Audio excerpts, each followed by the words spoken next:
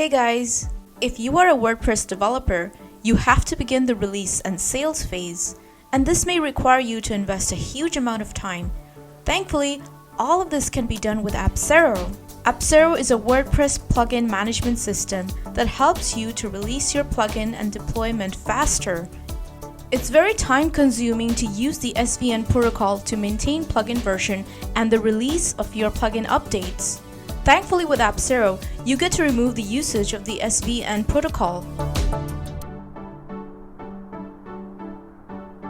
Because Appsero is a unified system, you get to generate and update license, receive payment, and notify your users from one single dashboard.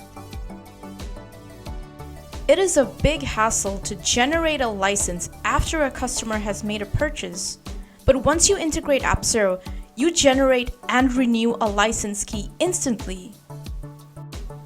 Once you start using Appsero, the dashboard will show you user data and other information such as PHP version, WordPress version, and other server-side related information.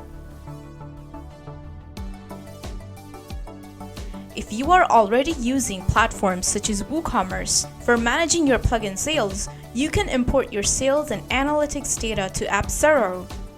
Appsero comes with an API key from an SDK, so you can integrate your own plugin very easily.